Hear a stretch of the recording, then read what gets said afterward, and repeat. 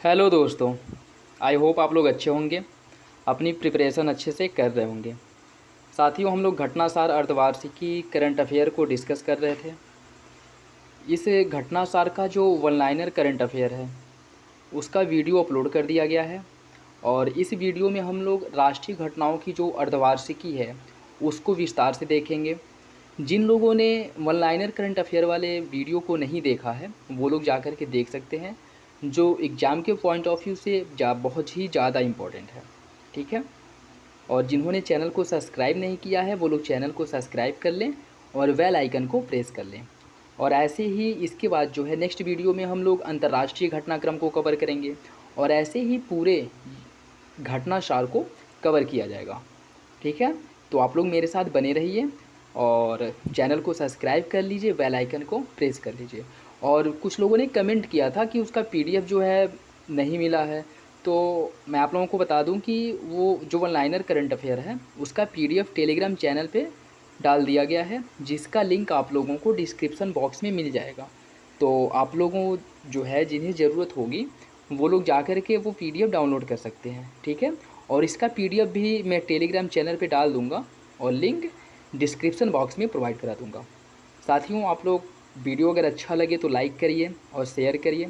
आप लोगों का लाइक ही समझ लीजिए कि हमारा सपोर्ट है। ठीक है। चलिए देखते हैं। मध्य प्रदेश के कूनो राष्ट्रीय उद्यान में नामीबिया से लाए गए 8 चीतों को छोड़ा गया है, और भारत में 70 साल बाद फिर से चीतों की वापसी हुई है, जो देश से लुप्त हो गए थे, और इन्हें नामीबिया से लाया गया है, जिन्हें मध्य प्रदेश के कूनो वाइल्ड लाइफ सेंचुरी में 17 सितंबर 2022 को छोड़ दिया गया है, और इन्हें बोइंग 747 विमान से लाया गया था।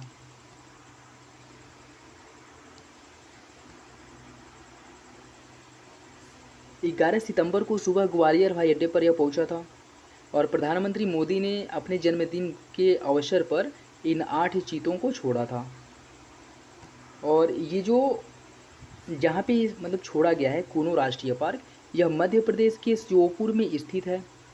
और यहाँ पे इन्हें छोड़ा गया, और छोड़ने के बाद यहाँ पे जो है प्रधानमंत्री मोदी ने 400 चीता मित्रों से संवाद भी किया था।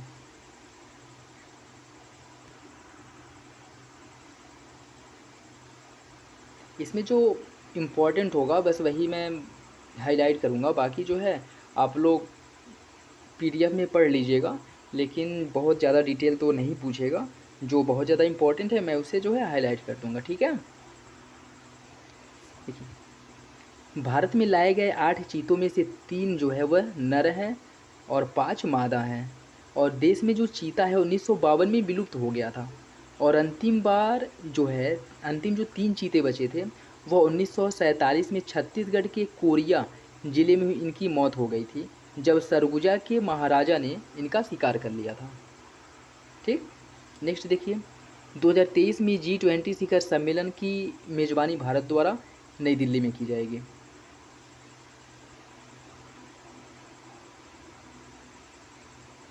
भारत सरकार ने हाल ही में घोषणा किया है कि G20 शिखर सम्मेलन का आयोजन 9 से 10 सितंबर 2023 को नई दिल्ली में की जाएगी। विदेश मंत्रालय ने 13 सितंबर 2022 को जारी बयान में कहा भी है कि भारत G20 समूह की अपनी अध्यक्षता में अगले साल वार्षिक शिखर सम्मेलन समेत करीब 200 से अधिक बैठकों की मेज़बानी करेगा। और मंत्रालय के अनुसार 1 दिसंबर 2022 से 30 नवंबर 2023 तक एक साल के लिए G20 की अध्यक्ष की जो जिम्मेदारी है वह भारत को दी गई है। याद रखिएगा कि इसका टेन्योर कब से कब तक है, 1 दिसंबर 2022 से 30 नवंबर 2023 तक। और 9-10 सितंबर को G20 वार्षिक शिखर सम्मेलन की मेज़बानी अगले वर्ष भारत द्वारा की जाएगी। और G20 जो देश हैं वह वैश्विक GDP का 85% और अंतर्राष्ट्रीय व्यापार का 75% और विश्व की जनसंख्या के 2/3 हिस्से का प्रतिनिधित्व करते हैं। ठीक। और G20 देशों से मिलकर मतलब ये जो है बना है। तो कभी कभी पूछ लेता है कि G20 देश जो है उसमें विश्व की GDP का कितना प्रतिशत प्रतिनिधित्व करता है, तो याद रखिएगा वैश्विक GDP का 85% प्रतिनिधित्व करता है, अंतर्राष्ट्रीय व्यापार का 75%, और विश्व की जनसंख्या का 2/3। G20 सदस्य देशों की बात किया जाए,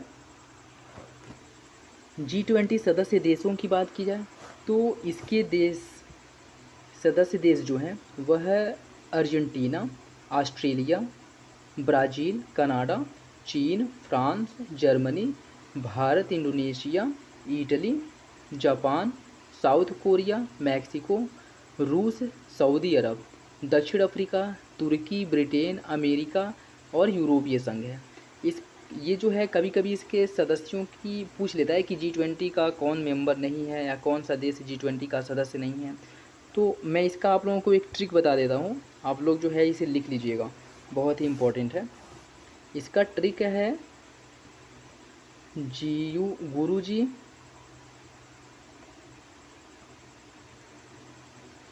गुरुजी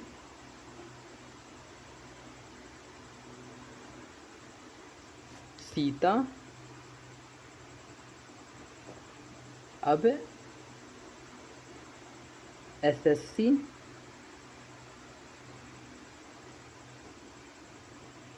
FCI में।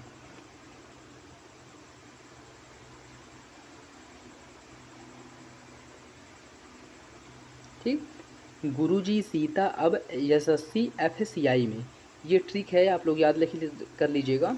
जैसे देखिए, G से जर्मनी हो गया, U से USA हो गया, R से रूस हो गया, U से हो गया यूनाइटेड किंगडम अर्थात ब्रिटेन, J से जापान हो गया, I से इंडिया, और S से हो गया आपका साउथ अफ्रीका, I से हो गया इंडोनेशिया, T से हो गया तुर्की, A से हो गया ऑस्ट्रेलिया, A से फिर हो गया आपका अर्जेंटीना, B से क्या हो जाएगा, ब्राज़ील हो जाएगा, S से हो जाएगा सऊदी अरब, फिर S से साउथ कोरिया हो जाएगा, C से कनाडा हो जाएगा, F से फ्रांस, C से चीन, I से इटली, M से मैक्सिको और E से यूरोपीय यूनियन। ये ट्रिक जो है अच्छा ट्रिक है। तो अगर जिसे भी इसके सदस्यों की, वैसे 20 देशों को याद करना है तो इतना इजी तो है नहीं कि 20 देशों को याद कर सकते हैं। तो ट्रिक के माध्यम से आप लोग याद कर सकते हैं, जो आने वाली या होने वाली सभी परीक्षाओं के लिए बहुत ही ज़्यादा इम्पोर्टेंट है, किसी में भी पूछ सकता है। ठीक है, याद रखिएगा, गुरुजी सीता अब SSC FCI में। ठीक, चलिए नेक्स्ट देखते हैं।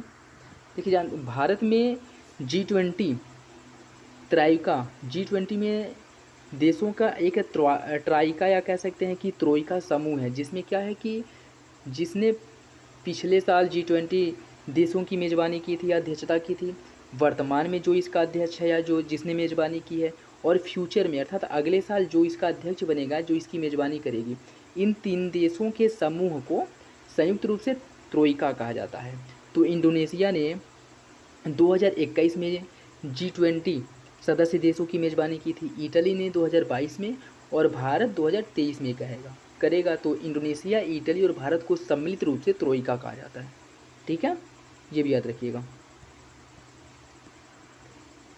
और भारत सरकार द्वारा जो है G20 प्रेसिडेंसी मिलने के बाद भारत ने बांग्लादेश, मिस्र, Mauritius, Netherlands, Nigeria, Oman, Singapore, Spain और UAE को अतिथि देशों के रूप में आमंत्रित करेगा। नेक्स्ट देखिए, केंद्र और असम के पूर्वोत्तर 8 राज्यों, असम के 8 विद्रोही गुटों के साथ समझौता हुआ है, और यह त्रिपक्षीय समझौता है जिसमें असम सरकार, केंद्र और पूर्वोत्तर के सक्रिय 8 विद्रोही गुटों के साथ समझौता किया गया है।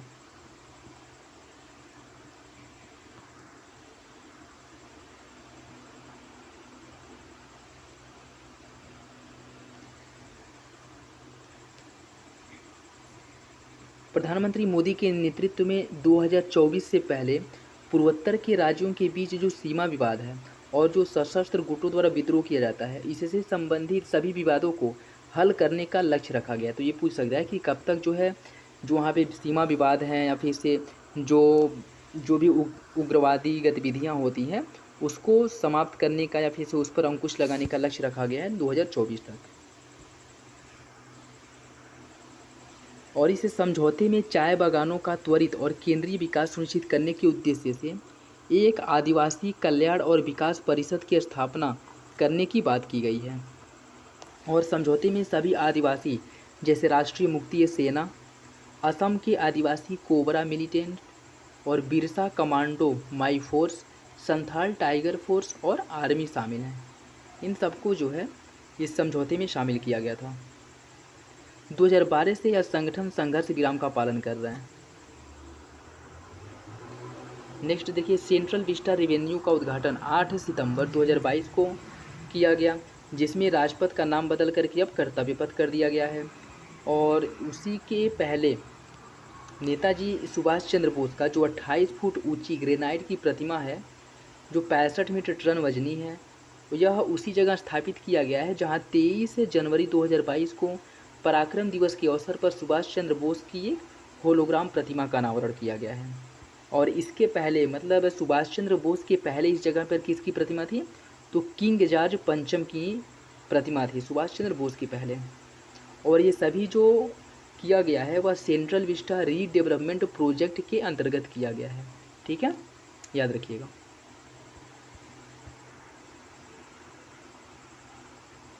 ये पूछ सकता है कि सेंट्रल विस्टा क्या है। तो नई दिल्ली राष्ट्रपति भवन से लेकर के इंडिया गेट तक जो 3.2 किलोमीटर का क्षेत्र है उसे सेंट्रल विस्टा कहा जाता है। और इस प्रोजेक्ट की लागत कितनी है? 13,500। सेंट्रल विस्टा का जो रीडेवलपमेंट हो रहा है इसकी लागत 13,500 करोड़ रुपया है। और पूछ सकते हैं कि दिल्ली के महत्वपूर्ण इमारतों की जिम्मेदारी या फिर से इंजीनियरिंग किनके द्वारा की गई थी? तो एडविन लुटियन और हार्वर्ड बेकर द्वारा की गई थी।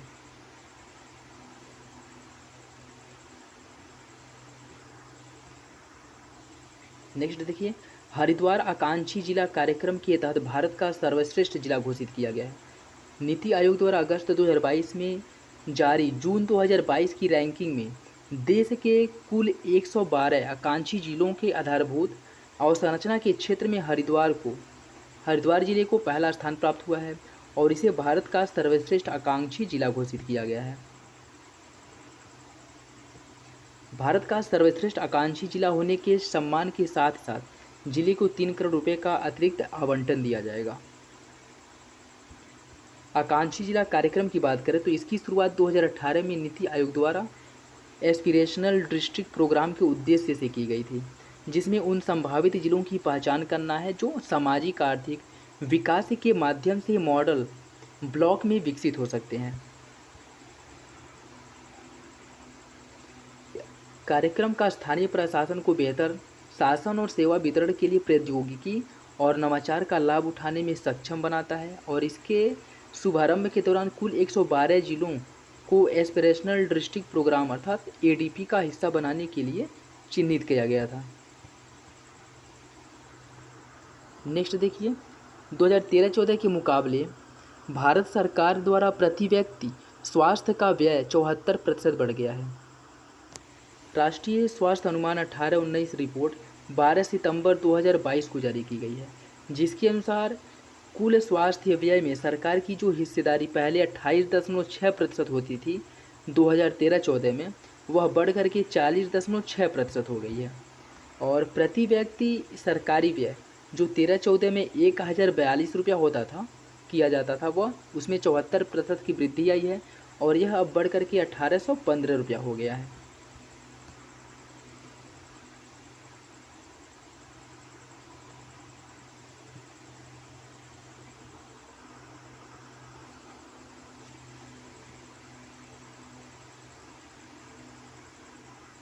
देखिए, 13-14 से 18-19 के बीच प्राथमिक और माध्यमिक देखभाल में सरकार की हिस्सेदारी 74% से बढ़ करके 86% हो गई है। और निजी क्षेत्र में इसी अवधि के दौरान प्राथमिक और माध्यमिक देखभाल की भागीदारी जो 82% थी वह घट करके 70% हो गई है। नेक्स्ट देखिए, भारत के 3 शहर UNESCO Global Network of learning cities में शामिल हुए हैं। भारत के 3 शहरों को शामिल किया गया सितंबर 2022 में। UNESCO Global Network of learning cities में केरल के 2 शहरों को त्रिशूर और नीलाम्बूर को, तेलंगाना के एक शहर वारंगल को इसमें शामिल किया गया है। और इस सूची में भारत सहित विश्व के 44 देशों के 77 शहरों को 2022 में शामिल किया गया है।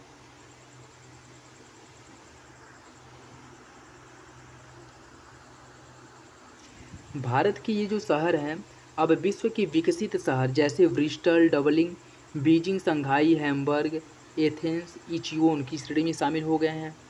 और इस बार UNESCO Global Network of Learning Cities की इस सूची में यूक्रेन की राजधानी कीव और दक्षिण अफ्रीका का शहर डरबन और यूएई के शहर शारजाह को भी शामिल किया गया है। भारतीय शहर नीलाम्बुर, त्रिशूर और Warangal UNESCO Global Network of Learning cities में शामिल होने वाले देश के पहले 3 शहर हैं। तो यह इम्पॉर्टेंट हो जाता है, आप लोग याद रखिएगा, ठीक है, क्योंकि ये भारत से शामिल होने वाले तीनों पहले शहर हैं। इसके पहले कोई भी शहर इसमें शामिल नहीं किया गया है। नीलाम्बुर की बात करें तो नीलाम्बुर भारत के केरल राज्य के मल्लपुरम जिले में स्थित एक नगर है। इस शहर में ग्रामीण और शहरी रहन सहन का एक मिश्रित रूप देखा जा सकता है। यहाँ की अधिकांश आबादी कृषि और समृद्ध उद्योगों पर निर्भर करती है। त्रिशूर की बात करें, त्रिशूर को केरल की सांस्कृतिक राजधानी कहा जाता है, जो शैक्षणिक और अनुसंधान संस्थानों का एक महत्वपूर्ण केंद्र है। और यह विशेष रूप से स्वर्ण कला और आभूषण उद्योग के रूप में भी जाना जाता है। वारंगल तेलंगाना का एक समृद्ध सांस्कृतिक विरासत स्थल है, जहाँ प्रतिवर्ष 32 लाख से अधिक पर्यटक आते हैं और यहाँ की अर्थव्यवस्था मुख्यतः कृषि और औद्योगिक केंद्रों पर ही निर्भर है। जिसकी शुरुआत की बात की जाए तो इसकी शुरुआत जो है साथियों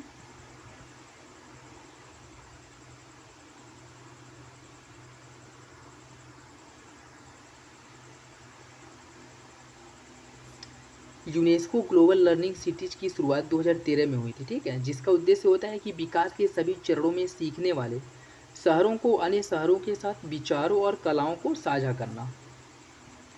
नेक्स्ट देखिए, टी हब द्वारा हैदराबाद में विश्व का सबसे बड़ा नवाचार केंद्र का उद्घाटन किया गया है। भारत के अग्रणी नवाचार और स्टार्टअप उत्प्रेरक टी हब द्वारा हैदराबाद में विश्व का सबसे बड़ा नवाचार केंद्र का उद्घाटन किया गया। कब? 28 जून 2022 को।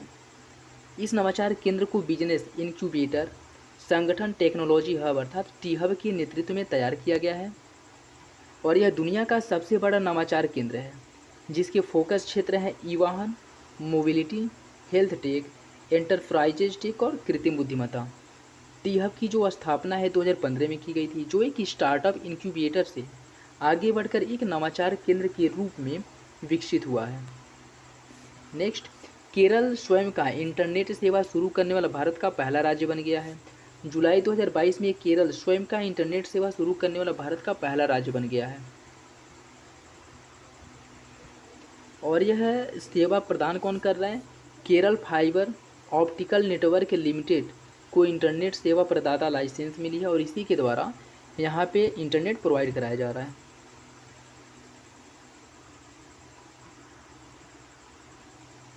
नेक्स्ट देखिए, भारत की पहली कोविड रोधी नेजल वैक्सीन को DCGI की मंजूरी मिल गई है। भारत में पहली कोविड रोधी नेजल नाक से दी जाने वाली वैक्सीन को आपात स्थिति में प्रतिबंधित उपयोग की मंजूरी मिली है। Drug controller general of India DCGI ने इसकी मंजूरी 6 सितंबर 2022 को दी थी और यह भारत का कोविड-19 वायरस के लिए नाक से दिया जाने वाला पहला टीका है। इस टीके का निर्माण भारत बायोटेक द्वारा किया गया है और इसका उपयोग 18 वर्ष से अधिक उम्र के लोगों के लिए किया जाएगा। यह दुनिया में अपनी किस्म की पहली वैक्सीन है जिसको व्यक्ति की नाक में कुछ बूंदें डालकर कोविड-19 के प्रति प्रतिरक्षा प्रदान की जा सकती है।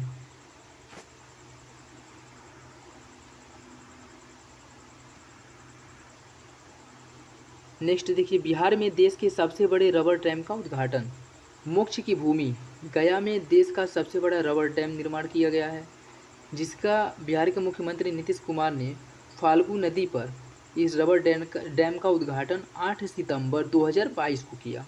ये भी पूछ सकता है कि किस नदी पर इसका निर्माण किया गया है, तो गया जिले में फाल्गु नदी पर रबर डैम का निर्माण किया गया है और यह सालों मतलब जैसे कि डैम के बनने के साथ ही सालों से सूखी पड़ी फाल्गु नदी में अब 10 फीट तक पानी जम गया है। रबर डैम के बनने के बाद विश्व प्रसिद्ध गया में पिंडदान करने आने वाले लोगों को आचमन करने के लिए 2 फीट गड्ढा नहीं करना होगा और यह डैम 400 मीटर चौड़ा और 3 मीटर ऊंचा है। डैम बनाने के बाद करीब 2.5 किलोमीटर तक उसका पानी जमा रहेगा। 411 मीटर लंबा और 3 मीटर ऊंचा यह रबर डैम 312 करोड़ रुपए में बनाया गया है।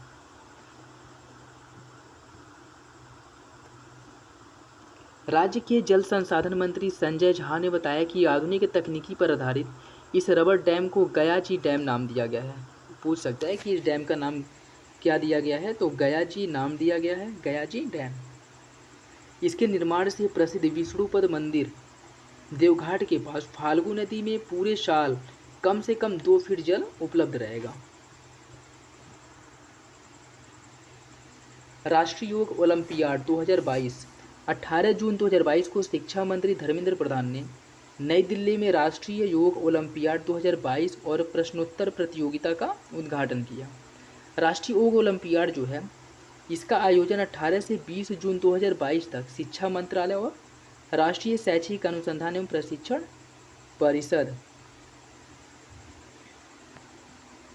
NCERT द्वारा संयुक्त रूप से किया जाएगा।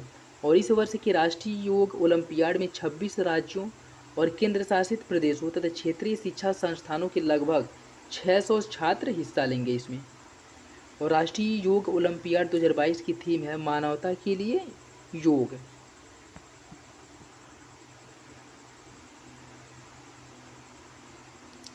और NCERT द्वारा 2016 से राष्ट्रीय योग ओलंपियाड की शुरुआत की जा रही है या फिर से इसका आयोजन किया जा रहा है। ठीक है, तो ये भी पूछ सकता है कि NCERT द्वारा किया जाता है और 2016 से इसकी शुरुआत की जा रही है। नेक्स्ट, भारतीय फुटबॉल महासंघ पर लगा प्रतिबंध हट गया है। फीफा द्वारा अखिल भारतीय फुटबॉल महासंघ पर प्रतिबंध लगाया गया था जिसे 25 अगस्त 2022 को हटा दिया गया है। और फीफा अंडर 17 महिला विश्व कप को 11 से 30 अक्टूबर 2022 के बीच भारत में आयोजित किया जाएगा। मतलब इसकी मेज़बानी जो है भारत करेगा।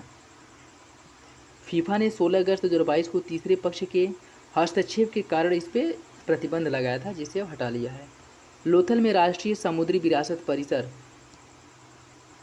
भारत की समृद्धि और विविध समुद्री विरासत को प्रदर्शित करने के उद्देश्य से गुजरात की ऐतिहासिक सिंधु घाटी सभ्यता के क्षेत्र लोथल में राष्ट्रीय समुद्री विरासत परिषद बनाया जा रहा है।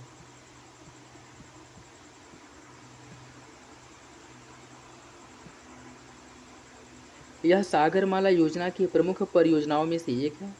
नवीनतम तकनीकी का उपयोग करके समुद्री विरासत को पेश किया जाएगा, लोगों में जागरूकता लाई जाएगी। भारत में अपनी तरह का पहला परिसर होगा जो भारत की समृद्धि और विविध समुद्री विरासत को प्रदर्शित करेगा। इसकी कुल लागत जो है 3500 करोड़ रुपए है।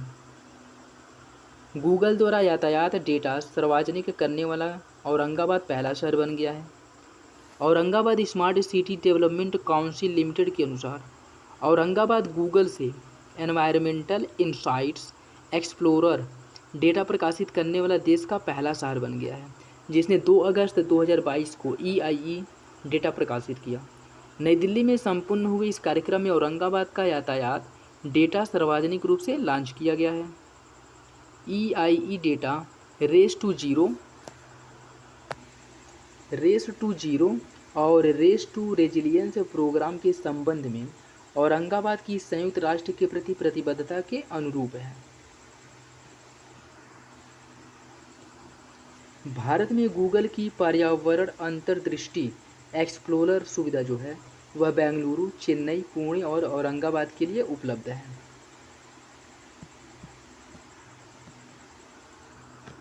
नेक्स्ट देखिए, बांग्लादेश की प्रधानमंत्री शेख हसीना की भारत यात्रा हुई थी 5 से 8 सितंबर के मध्य। वह भारत दौरे पर थी।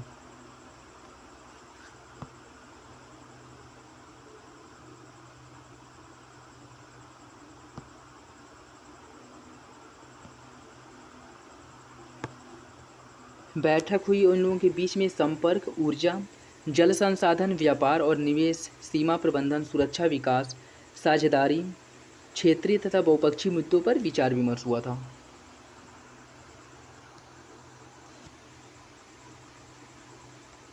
इस प्रधानमंत्री ने कहा कि दोनों देशों के बीच द्विपक्षीय व्यापार तेजी से बढ़ रहा है। निर्यात के लिए बांग्लादेश पूरे एशिया में हमारा सबसे बड़ा बाजार है। इस वृद्धि को और गति देने के लिए जल्द द्विपक्षीय समग्र आर्थिक साझेदारी समझौता CEPA पर चर्चा की जाएगी। नरेंद्र मोदी और बांग्लादेश की PM शेख हसीना के बीच शिखर वार्ता के दौरान जल संसाधन, रेलवे, विज्ञान, अंतरिक्ष प्रौद्योगिकी से जुड़े 7 समझौतों पर हस्ताक्षर किया गया है और 25 साल बाद कुशियारा नदी के जल बंटवारे का ऐतिहासिक फैसला भी इसमें शामिल है। तो ये भी याद रखिएगा कि भारत और बांग्लादेश के मध्य कुशियारा नदी जल विवाद को या बंटवारे को लेकर समझौता हुआ।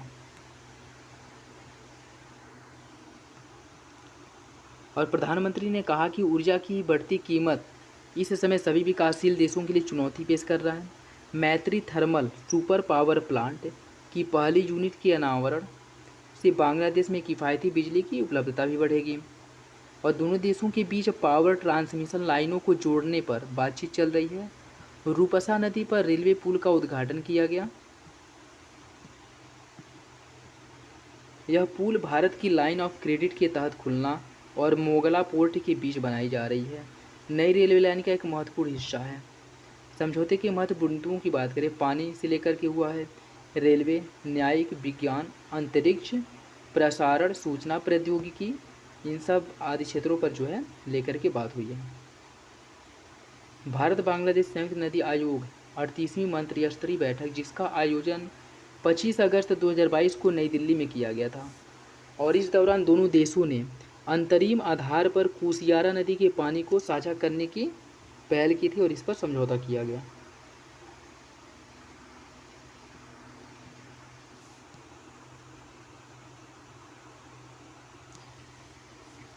गंगा, तीस्ता, मनु, मुहुरी,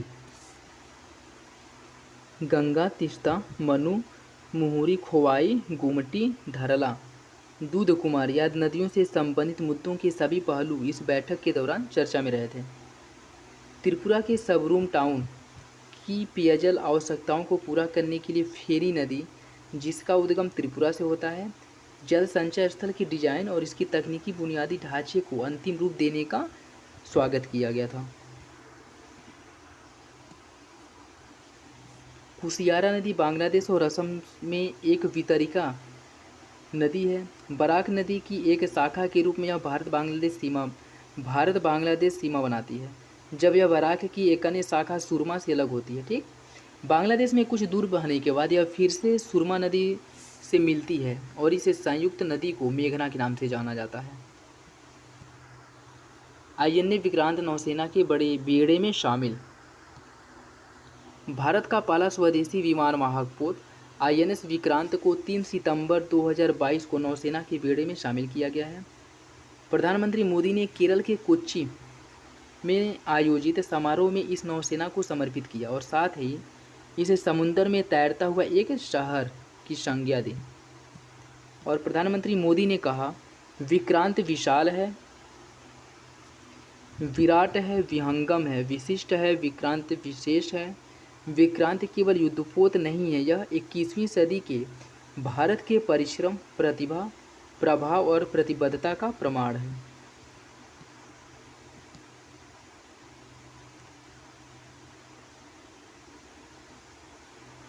इसकी जो लागत है वह 20,000 करोड़ रुपए है। इस पर MiG-29 सहित 30 विमान संचालित होंगे और विक्रांत का जो वजन है 45,000 टन है, लंबाई 262 मीटर है, चौड़ाई 62 मीटर और ऊंचाई 59 मीटर है। 30 एयरक्राफ्ट ले जा सकेगा यह, जिसमें MiG-29, कामो 31 हेलीकॉप्टर और MH-60 जो है सीहॉक मल्टी रोल जो हेलीकॉप्टर है यह भी इस पर शामिल होगा।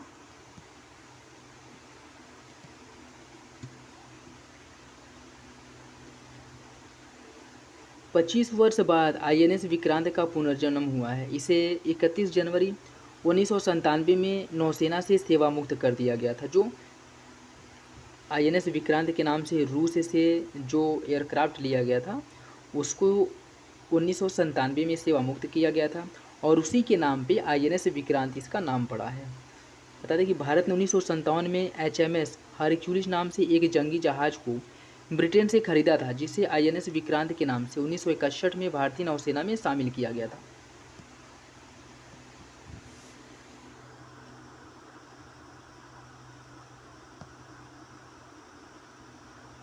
इसका निर्माण जो है कोच्चि शिपयार्ड लिमिटेड द्वारा किया गया है और इसके कंपोनेंट में 76% कंपोनेंट जो है स्वदेशी हैं।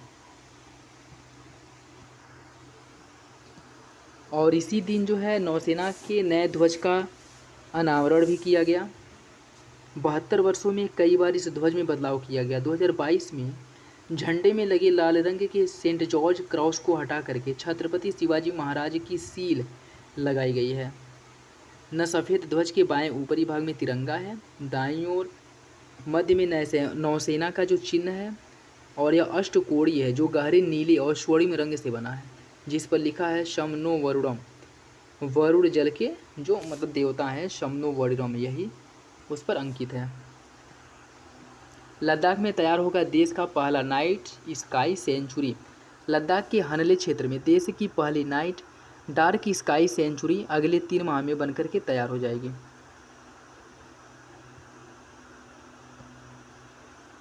देश की यह पहली नाइट स्काई सेंचुरी लद्दाख में चंगथंग वन्यजीव अभयारण्य का हिस्सा होगा।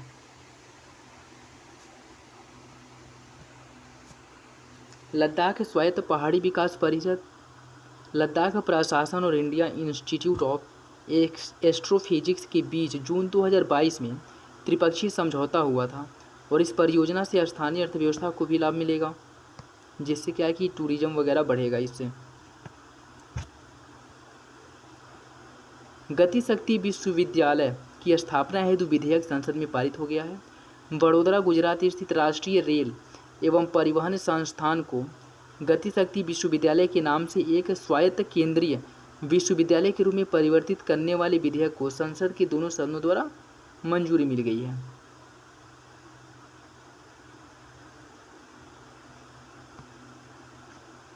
भारत का पहला वन विश्वविद्यालय तेलंगाना विधानसभा द्वारा वानिकी विश्वविद्यालय UOF अधिनियम 2022 को अनुमोदित किया गया है, जिसके बाद भारत में अपनी तरह का पहला वानिकी विश्वविद्यालय तेलंगाना में स्थापित हुआ है। वैश्विक स्तर पर बात करें तो रूस और चीन के पास हैं वानिकी विश्वविद्यालय और रूस चीन के बाद भारत तीसरा देश है जिसके पास वन विश्वविद्यालय होगा।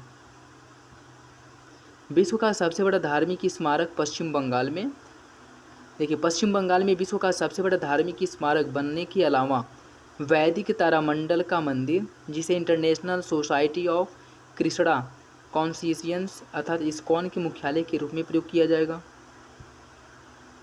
वैदिक तारामंडल का मंदिर पश्चिम बंगाल के मायापुर में नदिया जिले में निर्माणाधीन है। निर्माण के बाद यह ताजमहल और सेंट पीटर्सबर्ग से भी बड़ा होगा। एक वैदिक तारामंडल का मंदिर इस्कॉन के संस्थापक श्रील प्रभुपाद की कल्पना है और स्पष्ट रूप से संयुक्त राज्य अमेरिका में कैपिटल भवन के डिजाइन से प्रेरित है। जुलाई 1976 में श्रीपाल प्रभुपाद ने मंदिर की बाहरी शैली के लिए अपनी प्राथमिकता बताई थी। नेक्स्ट, दार्जिलिंग में Padmaja Naidu Himalayan zoological park को सर्वश्रेष्ठ चिड़ियाघर का सम्मान मिला है। पश्चिम बंगाल के दार्जिलिंग स्थित Padmaja Naidu Himalayan zoological park को हाल ही में देश का सबसे श्रेष्ठ चिड़ियाघर घोषित किया गया है, जबकि कोलकाता के अलीपुर जूलॉजिकल गार्डन को चौथा स्थान मिला है। देश भर में स्थित कुल 150 चिड़िया घर में चेन्नई स्थित अलिंगनार अन्ना जूलॉजिकल पार्क को दूसरा, मैसूर में श्री चायरा केंद्र जूलॉजिकल पार्क को तीसरा स्थान प्राप्त हुआ है। साथियों, अगर वीडियो आप लोगों को अच्छा लगे तो लाइक करिए, कमेंट करिए और जितना ज़्यादा हो सके शेयर करिए। और चैनल पर यदि नए हो तो प्लीज़ सब्सक्राइब कर लीजिए और बेल आइकन को प्रेस कर लीजिए। तमिलनाडु में 5वां हाथी रिजर्व 19 अगस्त 2022 को भारत सरकार ने पेरियार वन्यजीव अभयारण्य में एक कार्यक्रम के दौरान तमिलनाडु में एक और हाथी रिजर्व अगस्त्यमलाई की अधिसूचना जारी किया, इसकी घोषणा की। नागालैंड में सिंगफन हाथी रिजर्व के वर्ष 2018 में अधिसूचित होने के बाद यह देश का 32वां हाथी रिजर्व होगा, याद रखिएगा। और तमिलनाडु को अब तिरुनेलवेली जिले के अगस्त्यमलाई में अपना 5वां हाथी रिजर्व मिल गया है।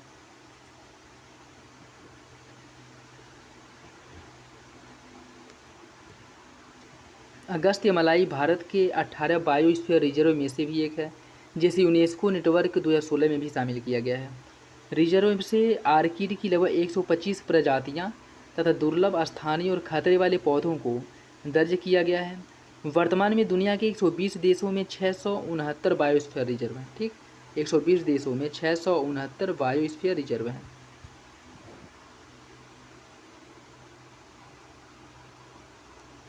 – 2017 की जनगणना के अनुसार तमिलनाडु में हाथियों की आबादी 2791 है। वर्तमान में देश में 32 हाथी रिजर्व हैं।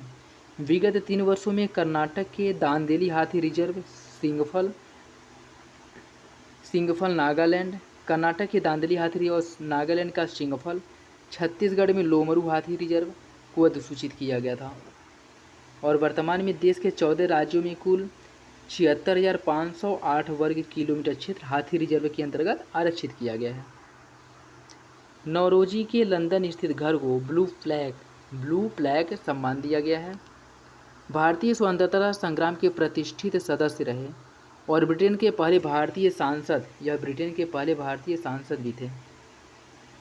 दादा भाई नौरोजी दक्षिण लंदन के जिस घर में लगभग 8 वर्षों तक रहे थे, उसे ब्लू प्लैक यानी नीली पट्टिका से सम्मानित किया गया है।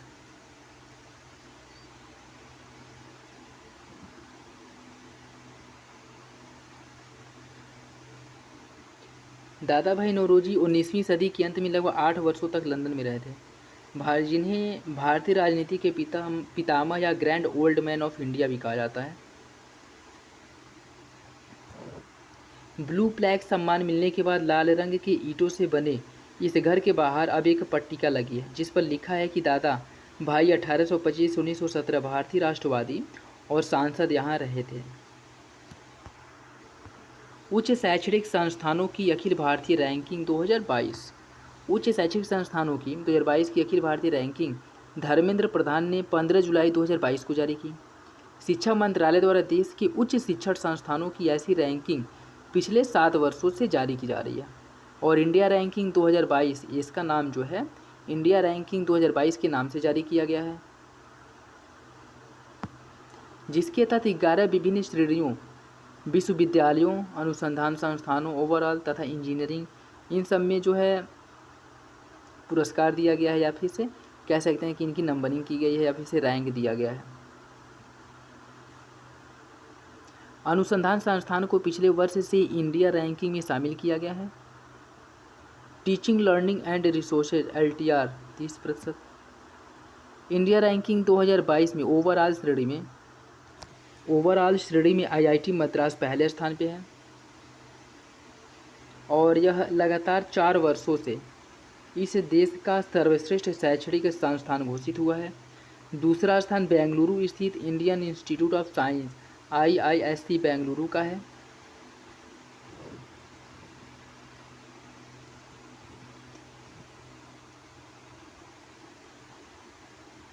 और बेंगलुरु स्थित इंडिया इंस्टीट्यूट ऑफ साइंस को यूनिवर्सिटी वर्ग में पहला स्थान प्राप्त हुआ है और JNU व जामिया मिलिया इस्लामिया दिल्ली को इस श्रेणी में क्रमशः दूसरा, अर्थात JNU को दूसरा और जामिया मिलिया इस्लामिया को तीसरा स्थान प्राप्त हुआ है।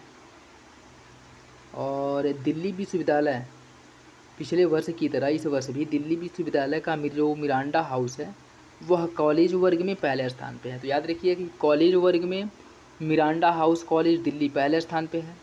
यूनिवर्सिटी वर्ग में पहले स्थान पे Bengaluru Indian institute of science है। और ओवरऑल रैंकिंग में Indian institute of science IISc, IIT Madras जो है ओवरऑल श्रेणी में IIT मद्रास पहले स्थान पे है। यूनिवर्सिटी रैंकिंग में IISc बेंगलुरु पहले स्थान पे है। और वो क्या कहते हैं कॉलेज की रैंक में या श्रेणी में दिल्ली विश्वविद्यालय पहले स्थान पे है। ठीक है। इंजीनियरिंग में पहले स्थान पे भारतीय प्रौद्योगिकी संस्थान IIT मद्रास है इंजीनियरिंग श्रेणी में।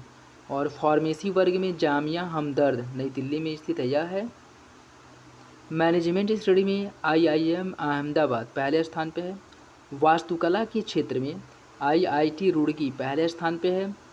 विधि संस्थान और श्रेणी में national law school of India university Bengaluru पहले स्थान पे है। ठीक है, याद रखिएगा। भारत में कुल रामसर स्थलों की संख्या 75 हो गई है। अभी हाल ही में 13 अगस्त 2022 को पर्यावरण एवं वन परिवर्तन मंत्रालय द्वारा 11 नए आर्द्रभूमि स्थलों को रामसर कन्वेंशन में शामिल किया गया है और इसी के साथ ही कुल 75 हो गई है। नए वेटलैंड स्थल लगभग 13,26,677 हेक्टेयर क्षेत्र में फैले हुए हैं। इसमें जो 11 साइट घोषित किए गए हैं इसमें 4 तमिलनाडु से हैं, 3 उड़ीसा से, 2 जम्मू कश्मीर से और एक मध्य प्रदेश से और एक महाराष्ट्र से है। देखिए जो शामिल किए गए टपारा झील उड़ीसा में स्थित है।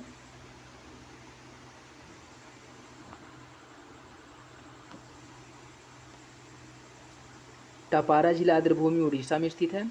हीराकुंड रिजर्व ये भी उड़ीसा में है। अनसुपा झील उड़ीसा। यशवंत सागर मध्य प्रदेश में स्थित है। चित्रांगुड़ी पक्षी अभयारण्य तमिलनाडु में। सुचिंद्रम थेरूर वेटलैंड तमिलनाडु। वुडवुर पक्षी अभयारण्य तमिलनाडु। काजीरंगकुलम पक्षी अभयारण्य तमिलनाडु। थाड़े क्रीक महाराष्ट्र। हाईगम वेटलैंड संरक्षण रिजर्व जम्मू कश्मीर में। और सालबुग वेटलैंड संरक्षण रिजर्व ये भी जम्मू कश्मीर में है। यह जो नए शामिल हुए हैं 11 रामसर स्थल वो हैं, ठीक है, जिसमें सबसे अधिक तमिलनाडु से हैं। उसके बाद उड़ीसा से 3 हैं, फिर जम्मू कश्मीर से 2 हैं और महाराष्ट्र मध्य प्रदेश से एक है।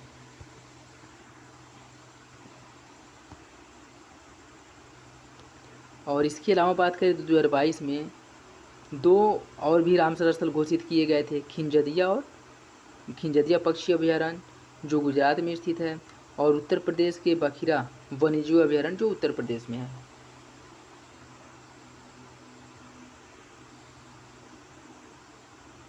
देखिए उसके पहले जो 10 रामसर स्थल शामिल हुए हैं वो देख लिए। कोथनकुलम पक्षी अभयारण्य तमिलनाडु में स्थित है। सतकोसिया गाज उड़ीसा। नंदा झील गोवा। मन्नार की खाड़ी समुद्री जैवमंडल रिजर्व तमिलनाडु में है। रंगनाथिट्टरू पक्षी अभयारण्य कर्नाटक। Vembannur wetland complex Tamil Nadu. वेलोड पक्षी अभयारण्य तमिलनाडु। सिरपुर आर्द्रभूमि मध्य प्रदेश।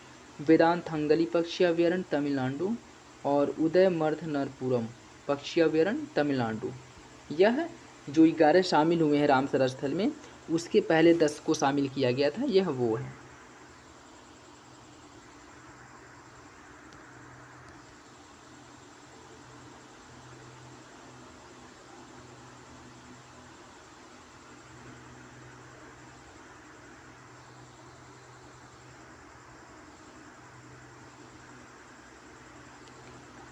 देखिए भारत द्वारा रामसर संधि पर 1 फरवरी 1982 में हस्ताक्षर किया गया था।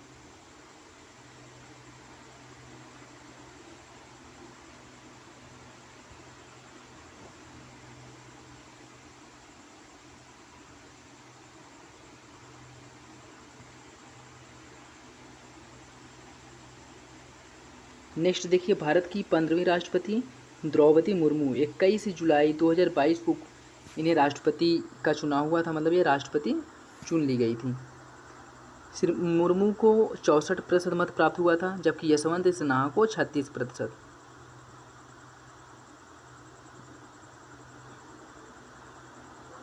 इनके बारे में कुछ फैक्ट है जो एग्जाम में पूछ सकता है। वो आप लोग देख लीजिए। जैसे राष्ट्रपति जो द्रौपदी मुर्मू हैं वह 15वीं राष्ट्रपति बनी हैं। राष्ट्रपति पद के लिए यह वैसे 16वां चुनाव था, लेकिन राष्ट्रपति पद को सुशोभित करने वाली द्रौपदी मुर्मू 15वीं व्यक्ति हैं। क्यों? क्योंकि राजेंद्र प्रसाद जी जो हैं वह 2 बार राष्ट्रपति बने थे। और इसी के साथ द्रौपदी मुर्मू राष्ट्रपति पद पर आसीन होने वाली भारत की दूसरी महिला और पहली जनजातीय महिला हैं या व्यक्ति हैं। श्रीमती मुर्मू का जन्म 20 जून 1958 को उड़ीसा के मयूरभंज जिले में हुआ था।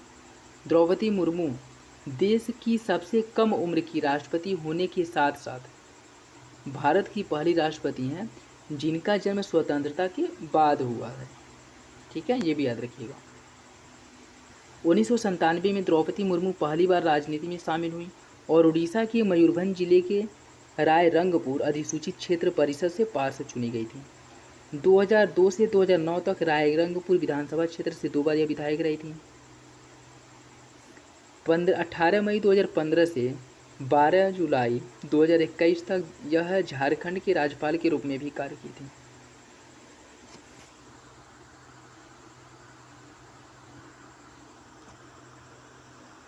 पेशे से यह एक शिक्षक हैं।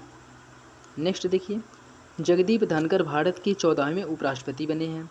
इनका भी 6 अगस्त 2022 को उपराष्ट्रपति पद के लिए मतदान हुआ था, जिसमें इन्हें 74.36% मत प्राप्त हुआ है।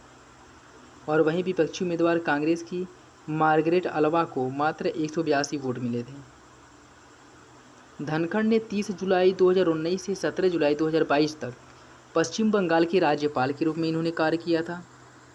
और इनका संबंध जो है राजस्थान के झुंझुनू जिले के एक किसान परिवार में जन्मे धनखड़ की कुल स्कूली शिक्षा सैनिक स्कूल चित्तौड़गढ़ से हुई थी।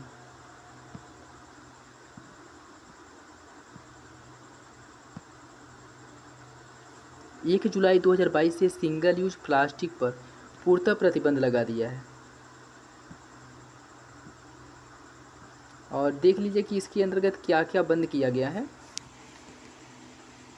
इसके अंदर गुब्बारे के लिए प्लास्टिक स्टिक्स, सिगरेटों की प्लास्टिक पैकिंग, प्लास्टिक के झंडे, थर्मोकोल कप, गिलास, छुरी कांटे, चम्मच, प्लेट एवं ट्रे, प्लास्टिक, ईयरबड्स, मिट्टी डिब्बों की प्लास्टिक, मिठाई डिब्बों की प्लास्टिक, आइसक्रीम की प्लास्टिक स्टिक्स, निमंत्रण पत्रों की पैकिंग, सजावट के लिए पॉलीस्टीरीन, 100 माइक्रोन से कम मोटाई के पीवीसी बैनर इसके अंतर्गत शामिल हैं।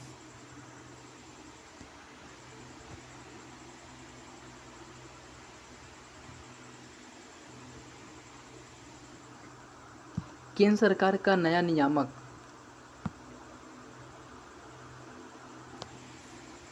केंद्र सरकार द्वारा नया नियामक परख स्थापित किया जा रहा है, जिसका वास्तविक नाम जो है preference assessment review and analysis of knowledge for holistic development है। यह नियामक राष्ट्रीय उपलब्धि सर्वेक्षण प्रक्रिया अर्थात NCERT की एक घटक इकाई के रूप में कार्य करेगा, जिसका लक्ष्य क्या है? रटकर सीखने की प्रवृत्ति को समाप्त करना। बिहार के मिथिला मखाना को GI टैग प्राप्त हुआ है।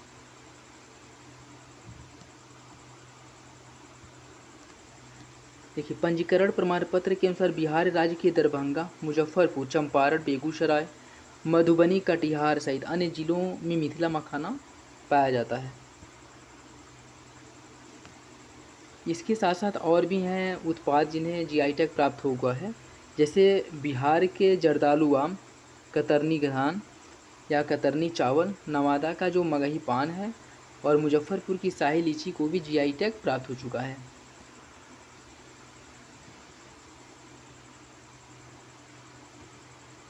Next, India innovation index 2021। NITI Aayog ने इंडिया इनोवेशन इंडेक्स जारी किया है, जिसमें कर्नाटक, मणिपुर और चंडीगढ़ पहले स्थान पे हैं। नीति आयोग के उपाध्यक्ष सुमन बेरी ने शीर्ष सार्वजनिक नीति थिंक टैंक सदस्य doctor VK Saraswat, CEO Parameswaran Iyer और वरिष्ठ सलाहकार नीरज सिन्हा की उपस्थिति में इंडिया इनोवेशन इंडेक्स 2021 को 21 जुलाई 2022 को जारी किया गया। और यह जो नवाचार सूचकांक है यह 7 स्तंभों पर आधारित है: मानव पूंजी, निवेश, ज्ञान कार्यकर्ता, व्यापारिक वातावरण, सुरक्षा और कानूनी वातावरण, ज्ञान उत्पादन और ज्ञान प्रसार। इसमें कर्नाटक प्रमुख राज्यों की श्रेणी में पहले स्थान पे है, मणिपुर पूर्वोत्तर राज्यों की श्रेणी में पहले स्थान पे और चंडीगढ़ केंद्र शासित प्रदेशों में पहले स्थान पे है। ठीक है, देखिए राज्यों की श्रेणी में कर्नाटक पहले स्थान पे है, तेलंगाना दूसरे, हरियाणा तीसरे, उत्तर प्रदेश 7वें स्थान पे है, केरल 8वें स्थान पे है। ठीक है, झारखंड 10वें स्थान पे। पूर्वोत्तर और पहाड़ी राज्यों में मणिपुर पहले स्थान पे है और केंद्र शासित प्रदेशों में आपका चंडीगढ़ पहले स्थान पे है।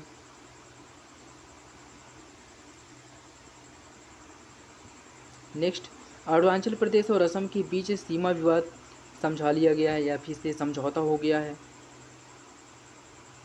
और ये जो समझौता हुआ है, नामसाई घोषणा पर हस्ताक्षर करके इन्होंने इस पर समझौता किया है। इस मामले में तीसरे दौर की चर्चा के बाद जो है अरुणाचल प्रदेश के मुख्यमंत्री पेमा खांडू और उनके समकक्षी असम के मुख्यमंत्री हेमंत बिश्वा शर्मा ने नामसाई घोषणा पर 15 जुलाई 2022 को हस्ताक्षर किया था।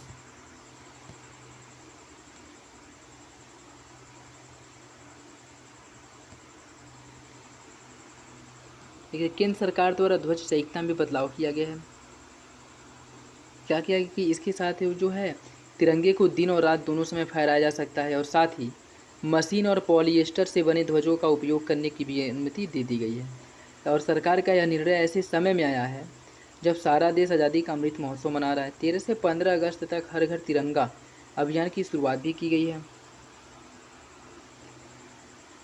केंद्रीय गृह सचिव संजीव भल्ला केंद्रीय गृह सचिव अजय भल्ला ने कहा कि भारतीय राष्ट्रीय ध्वज का प्रदर्शन, फहराना और उपयोग भारतीय ध्वज संहिता 2002 और राष्ट्रीय गौरव अपमान निवारक 1971 के तहत आता है।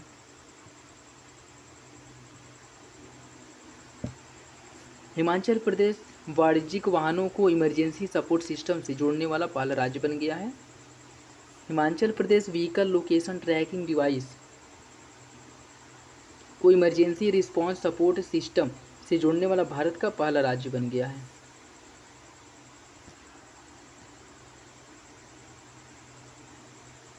इमरजेंसी पैनल या जो इमरजेंसी रिस्पांस सपोर्ट सिस्टम 112 जोड़ा गया है, इस पर कॉल करके उनको बुलाया जा सकता है।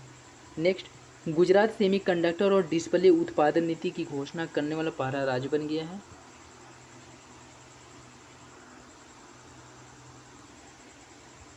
गुजरात सेमीकंडक्टर नीति का अनावरण 24 जुलाई 2022 को किया गया, जो 2027 तक लागू रहेगा। इस नीति के तहत राज्य सरकार अहमदाबाद के पास धोलेरा सेमीकॉन सिटी स्थापित करेगी। इस नीति के तहत 200 करोड़ जमीन की खरीद पर 75% सब्सिडी की घोषणा की गई है। दिल्ली स्थित अनंगताल राष्ट्रीय स्मारक घोषित। दिल्ली में राष्ट्रीय राजधानी क्षेत्र के मेहरौली में कुतुब मीनार के पास स्थित अनंगताल को राष्ट्रीय स्मारक घोषित करने का गजट नोटिफिकेशन अगस्त 2022 में ही जारी कर दिया गया था। मेहरौली में स्थित इस ताल का निर्माण तोमर राजा अनंगपाल द्वितीय द्वारा 1060 ईस्वी में कराया गया था। अनंगपाल तोमर ने वर्तमान दिल्ली को ढिल्ली कापुरी के नाम से बसाया था, जिसका उल्लेख चाहमान नरेश सोमेश्वर के बिजोलिया अभिलेख से प्राप्त होता है। बुरहानपुर देश का पहला हर घर जल जिला घोषित किया गया है। मध्य प्रदेश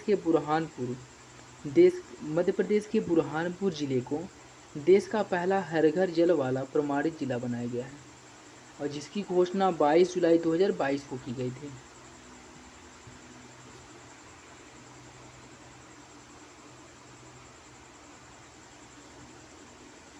बुरहानपुर जिले के समस्त 254 ग्राम हर घर जल प्रमाणित है। जल जीवन मिशन, जिसकी शुरुआत 15 अगस्त 2019 को की गई थी।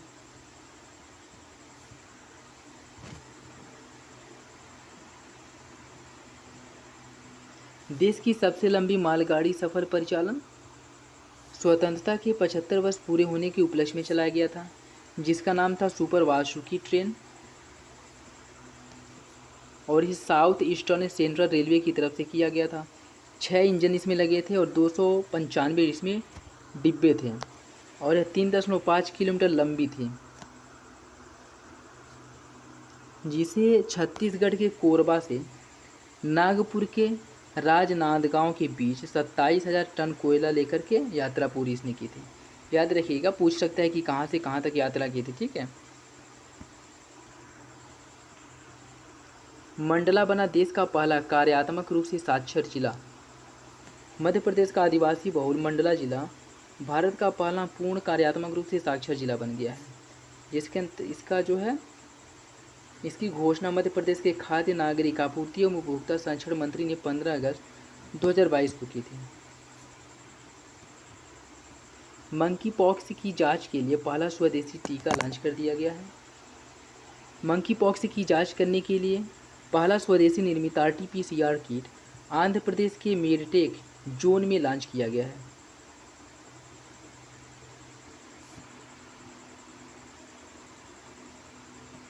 देश की पहली हाइड्रोजन फ्यूल सेल बस लॉन्च किया गया है कहाँ पे? KPIT लिमिटेड और औद्योगिक अनुसंधान परिषद CSIR द्वारा विकसित किया गया है, जिसे पुणे के केंद्रीय राज्य मंत्री जितेंद्र सिंह ने 21 अगस्त 2022 को इसका अनावरण किया था। बस में मौजूद फ्यूल सेल टेक्नोलॉजी हाइड्रोजन और ऑक्सीजन परमाणुओं को मिलाकर के बिजली पैदा करते हैं। गोवा 100% हर घर जल प्रमाणन प्राप्त करने वाला देश का पहला राज्य बन गया है।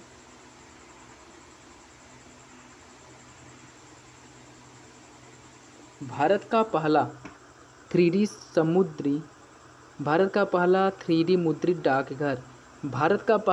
मुद्रित डाकघर बेंगलुरु कर्नाटक में बनाया जा रहा है। डाक विभाग के स्वामित्व वाली भूमि के एक भूखंड पर हलासूर कैम्ब्रिज लोआउट में डाकघर स्थापित किया जाएगा।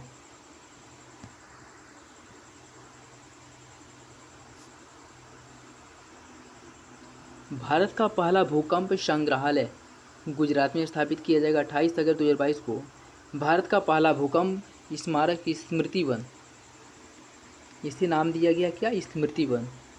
इसके नाम से जो है इसे राष्ट्र को समर्पित किया गया था और यह भुंज जिले के निकट भुजियों हिल पर स्मृति वन स्मारक के करीब 470 एकड़ क्षेत्र में यह बनाया गया है।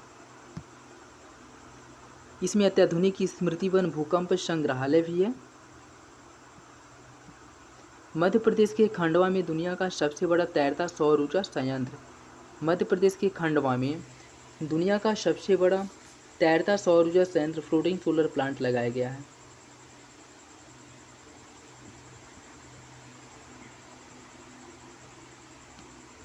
विश्व का सबसे बड़ा तैरता सौर ऊर्जा संयंत्र मध्य प्रदेश के खंडवा में नर्मदा नदी के तट पर बने ओंकारेश्वर बांध के जलाशय पर 3,000 करोड़ रुपए से अधिक की अनुमति या अनुमानित लागत से बनाया जाएगा।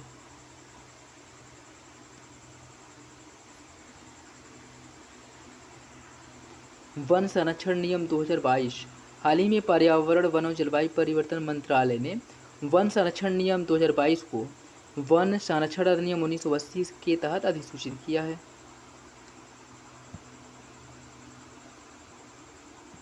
उत्तराखंड के अंतरिक्ष गतिविधियों की निगरानी करने वाली भारत की पहली वाणिज्यिक अंतरिक्ष स्थिति जन जागरूकता वेधशाला पृथ्वी की परिक्रमा करने वाले आकार में 10 सेंटीमीटर जितनी छोटी वस्तुओं को ट्रैक करने के लिए उत्तराखंड के गढ़वाल क्षेत्र में अंतरिक्ष क्षेत्र के स्टार्टअप दिंगतारा द्वारा स्थापित किया जाएगा।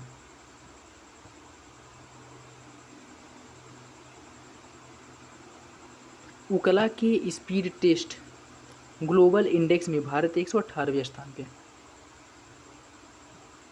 उकला ने अपनी रिपोर्ट में कहा है कि डाउनलोड स्पीड में कमी ने देश को मई में 115वें स्थान से जून 2022 में 118वें स्थान पर पहुंचा दिया है।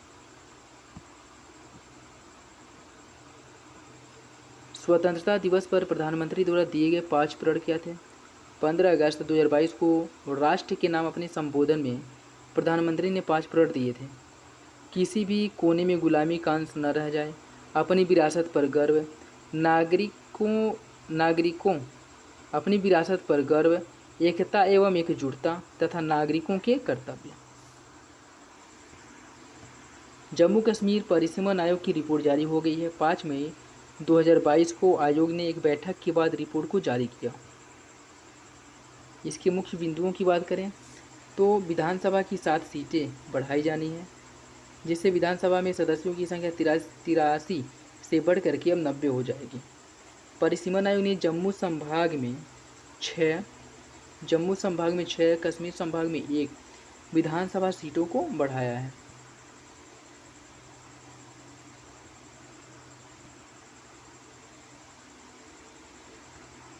नागरिक पंजीकरण प्रणाली रिपोर्ट 2020।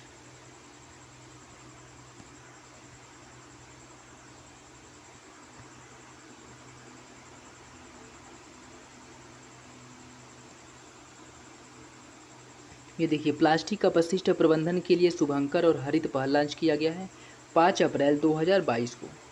प्रभावी प्लास्टिक अपशिष्ट प्रबंधन के लिए जागरूकता शुभंकर प्रकृति और हरित पहल लॉन्च किया गया है।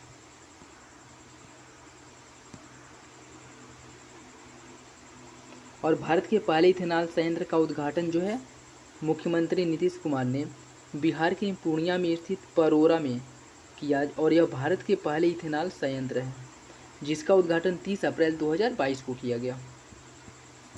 नेक्स्ट देखिए, बायोगैस से चलने वाला भारत का पहला इलेक्ट्रिक चार्जिंग स्टेशन जो है, भारत के पहले ईवी चार्जिंग स्टेशन का उद्घाटन महाराष्ट्र के पर्यावरण और पर्यटन मंत्री आदित्य ठाकरे द्वारा 9 मई 2022 को किया गया था। भारत AAEA का अध्यक्ष निर्वाचित हुआ है। फिलीपींस के मनीला में 7 मई 2022 को कार्यकारी बोर्ड और महासभा की हुई बैठक में 2022 से लेकर के 24 तक के लिए भारत को सर्वसम्मति से association of Asian election authorities का नया अध्यक्ष चुना गया है। वर्तमान में चुनाव आयोग मनीला का अध्यक्ष है। कार्यकारी बोर्ड के लिए नए सदस्यों में रूस, उज्बेकिस्तान, श्रीलंका, मालदीव, ताइवान और फिलीपींस शामिल हैं। भारत का पहला शुद्ध हरित हाइड्रोजन संयंत्र असम में शुरू किया गया है इंडियन ऑयल लिमिटेड द्वारा या ऑयल इंडिया लिमिटेड द्वारा। बैटरी स्वैपिंग नीति 21 अप्रैल 2022 को एक मसौदा बैटरी स्वैपिंग नीति का ड्राफ्ट तैयार किया गया है।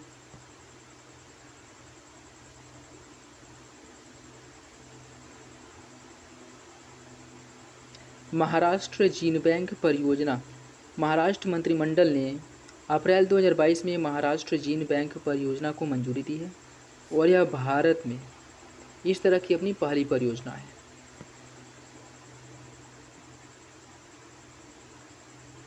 भारत की पहली पूर्णतः डिजिटल सेवा,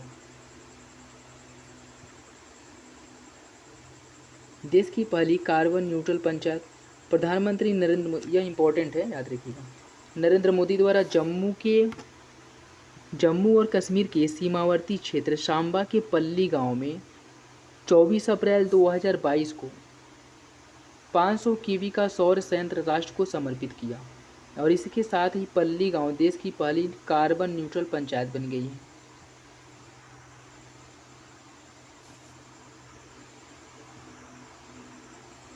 नेक्स्ट 7वां रायसीना संवाद जो है वह 25 से 27 अप्रैल 2022 के मध्य रायसीना संवाद के 7वें संस्करण का आयोजन नई दिल्ली में किया गया, जिसका मुख्य विषय है टेरा नोवा, इम्पेटेंट एंड द इम्पेरियल्ड।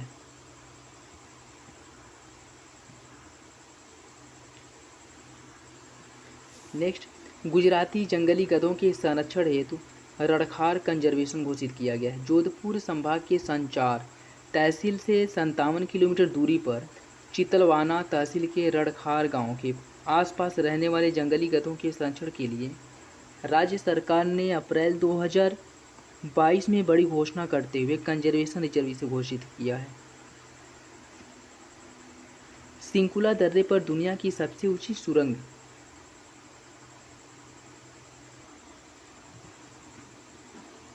दुनिया की सबसे ऊंची सुरंग का निर्माण सीमा सड़क संगठन द्वारा सिंकुला दर्रे पर किया जाएगा, जिसकी ऊंचाई 16,580 फीट होगी।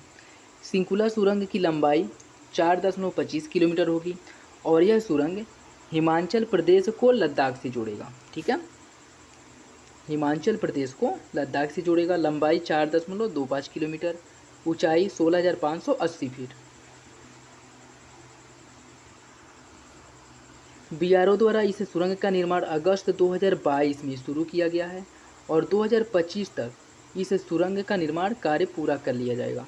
यह सुरंग लद्दाख की जास्कर घाटी को हिमाचल प्रदेश से जोड़ेगा और यह परियोजना जो है, इसका निर्माण जो है प्रोजेक्ट योजक के अंतर्गत किया जा रहा है। ठीक है, याद रखिएगा।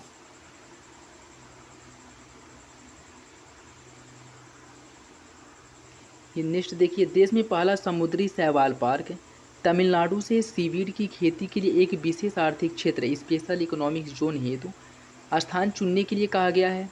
2021 में प्रौद्योगिकी सूचना पूर्वानुमान और मूल्यांकन परिषद ने एक सीवीड मिशन की शुरुआत की थी। देखिए, केंद्रीय सूचना और प्रसारण, मत्स्य पालन, पशुपालन और डेयरी राज्य मंत्री डॉक्टर एल गुरुगन ने 15 अप्रैल 2022 को कहा कि मछुआरों की आजीविका में सुधार के लिए देश में पहली बार तमिलनाडु में समुद्री शैवाल सीवीड पार्क का स्थापना किया जाएगा और यह परियोजना प्रधानमंत्री मत्स्य संपदा योजना के अंतर्गत किया जा रहा है।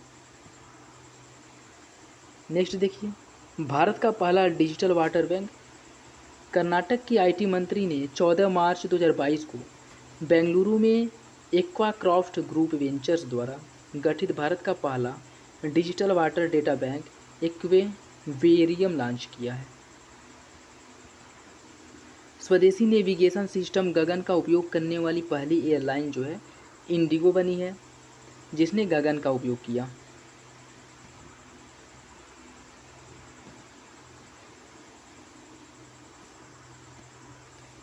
नेक्स्ट देखिए, सांबा 100% घरों को कवर करने वाला भारत का पहला जिला बन गया है। जम्मू और कश्मीर में जम्मू संभाग का सांबा जिला आयुष्मान भारत प्रधानमंत्री जन आरोग्य योजना के तहत 100% घरों को कवर करने वाला भारत का पहला जिला बन गया है। ये राष्ट्रीय घटनाक्रम समाप्त हो गया। इसके बाद अंतर्राष्ट्रीय अर्धवार्षिकी करंट अफेयर को कवर किया जाएगा। ठीक है, तो आप लोग जो है, अगर अच्छा लगा हो तो वीडियो को लाइक करिए, चैनल पर नए हैं तो सब्सक्राइब कर लीजिए, बेल आइकन को प्रेस कर लीजिए। कल जो है इसका अंतर्राष्ट्रीय घटनाओं की जो अर्धवार्षिकी है उसको अपलोड किया जाएगा।